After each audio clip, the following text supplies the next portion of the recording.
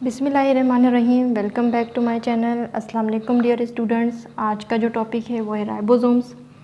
Ribosomes को Palade नामी एक साइंटिस्ट ने डिस्कवर किया 1955 में। इनकी कंपोजिशन को देख लेते हैं।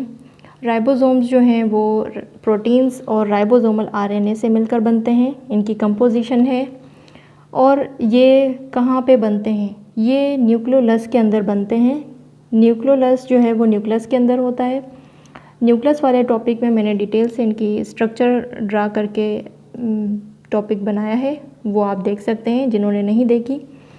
तो ये सिंथेसाइज होते हैं न्यूक्लियोलस के अंदर और न्यूक्लियोलस के अंदर से ये ट्रांसफ़र होते हैं साइटोप्लाज्म के अंदर थ्रू न्यूक्लियर पोर्स। न्यूक्लियर के सराउंडिंग्स पे पोर्स होते हैं जहाँ से न्यूक्लियोलस से बनकर ये राइबोसोम्स जो हैं वो न्यूक्लियर पोर से निकल रहे होते हैं साइटोप्लाज्म के अंदर। और साइटोप्लाज्म के अंदर जैसे ही ये निकलते हैं तो ये एंडोप्लाज्मिक रेटिकुलम के सरफेस पे रहते हैं और रफ़ एंडोप्लाज्मिक रेटिकुलम के सरफेस पे रहने लगते हैं, स्मूथ पे नहीं होते। इस पे भी मैंने एंडोप्लाज्मिक रेटिकुलम वाले टॉपिक पे कंप्लीट समझाया हुआ है, तो आप वो देख सकते हैं जिन्होंने नहीं देखी होगी ये वीडियो। तो कहने का मकसद ये है कि ribosomes endoplasmic reticulum rough endoplasmic reticulum के सरफेस पे रहते हैं और फ्रीली भी साइटोप्लाज्म के अंदर रह सकते हैं। इनके स्ट्रक्चर को देखते हैं। 2 सब यूनिट्स होते हैं इनके अंदर, एक लार्ज सब यूनिट और एक स्मॉल सब यूनिट। जो लार्ज सब यूनिट है वो डोम शेप होता है। डोम कहते हैं गुंबद को, तो ये इस तरह से गुंबद नुमा स्ट्रक्चर देता है इनका लार्ज सब यूनिट। और स्मॉल सब यूनिट जो है वो केप शेप की तरह है, टोपी की तरह, केप की तरह होता है इनका स्मॉल सब यूनिट। प्रोकैरियोट्स के अंदर जो है वो 70S राइबोसोम्स होते हैं और यूकैरियोट्स में 80S होते हैं। ये 70S है क्या? S कहते हैं स्वेडबर्ग यूनिट को। स्वेडबर्ग एक ऐसा यूनिट है जो कि पार्टिकल्स की साइज़ को मेजर करता है। जो लार्ज सब यूनिट है प्रोकैरियोट्स में वो 50S के होते हैं और स्मॉल सब यूनिट जो है वो 30S के होते हैं। 50 और 30 को अगर हम प्लस करेंगे तो 80 बनेगा, जबकि ऐसा नहीं है, ये 70S राइबोसोम्स है। ये किस तरह हैं? फॉर एग्ज़ाम्पल ये आप डायग्राम देख लें कि ये लार्ज सब यूनिट है और ये स्मॉल सब यूनिट है। ये आपस में ज्वाइंटेड हैं, ठीक है, मिले हुए हैं ये। बट फॉर एग्ज़ाम्पल ये दो जो हैं वो सेपरेट हैं। राइबोसोम के दोनों सब यूनिट, ये स्मॉल सब यूनिट है और ये लार्ज सब यूनिट है, एक दूसरे से सेपरेट हैं। यहाँ पर ये वाला पोर्शन आप देख सकते हैं और ये वाला पोर्शन यहाँ पर नहीं है।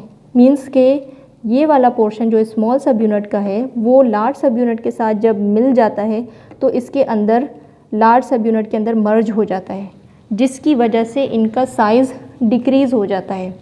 तो साइज़ डिक्रीज़ होने से ये 80S नहीं बनते, ये 70S राइबोसोम्स बन जाते हैं। और जो 10S होता है वो इसके अंदर जो है इस लार्ज सब यूनिट के अंदर मिक्स हो जाता है, जिसकी वजह से इनका साइज़ डिक्रीज़ हो जाता है, जिसको हम 70S राइबोसोम्स कहते हैं। यूकैरियोट्स के अंदर 80 राइबोसोम्स होते हैं। 80S राइबोसोम्स किस तरह होते हैं कि जैसे लार्ज सब यूनिट 60S का होता है और 40S का स्मॉल सब यूनिट होता है। अगर हम इनको प्लस करेंगे तो ये 100 होंगे और 100 ऐसा नहीं है, बट ये 80 है। 20S जो है वो लेस हो गया है। क्योंकि जैसे ही सेम प्रोकैरियोट्स में मैंने आपको समझाया कि जब ये दोनों लार्ज और स्मॉल सब यूनिट आपस में मिलते हैं तो इनका कुछ हिस्सा जो है वो इसके अंदर मर्ज हो जाता है, जिसकी वजह से इनका साइज़ जो है वो डिक्रीज़ हो जाता है। तो इसी तरह 60S और 40S जब आपस में मिलेंगे तो फिर 20S जो है वो इनका साइज़ लेस हो जाएगा और स्वेडबर्ग यूनिट में जो है वो 80S राइबोसोम्स का स्ट्रक्चर देंगे। इनके फंक्शंस को देख लेते हैं। इनका मेन फंक्शन यही है कि ये प्रोटीन सिंथेसिस करते हैं, प्रोटीन्स बनाते हैं ये। Ribosomes provide a platform to the messenger RNA. अब मैसेंजर आरएनए को ये प्लेटफॉर्म देते हैं। मैसेंजर आरएनए कौन सा मैसेंजर आरएनए होता है? जो कि मैसेज लेके आता है, मीन्स के कोड लेके आता है डीएनए से। That brings genetic code from DNA. DNA से ये जेनेटिक कोड लेके आता है और वो कोड जो है वो इनकोड हो जाता है इस ट्रांसफ़र आरएनए से। ट्रांसफ़र आरएनए भी एंटी कोड लेकर आते हैं और इस तरह से फिर कोड जो है वो कोडोन बनता है। कोडोन बनने के बाद जो है वो प्रोटीन्स के अमाइनो एसिड्स आपको पता है कि प्रोटीन के सब यूनिट्स होते हैं, तो अमाइनो एसिड्स आपस में मिलकर पेप्टाइड चेन बनाते हैं, जिसकी वजह से प्रोटीन सिंथेसिस होता है, प्रोटीन्स बनते हैं। तो इसका मेन मकसद यही होता है कि ये प्रोटीन सिंथेसाइज करते हैं। ये डिटेल से हम प्रोटीन सिंथेसिस वाले टॉपिक में डिटेल से पढ़ेंगे। यहाँ पर जस्ट मैंने सिंपल से आपको समझाने की कोशिश की है, बट ये ऐसा नहीं है, ये इसका लेंदी प्रोसेस है। इनके 2 प्रोसेस होते हैं, ट्रांसलेशन और ट्रांसक्रिप्शन, जो कि हम डिटेल से पढ़ेंगे।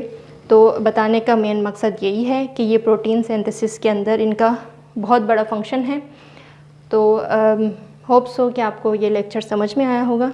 Thank you so much for watching. अगर आपने मेरा चैनल अब तक सब्सक्राइब नहीं किया तो मेरे चैनल को सब्सक्राइब कर दीजिए।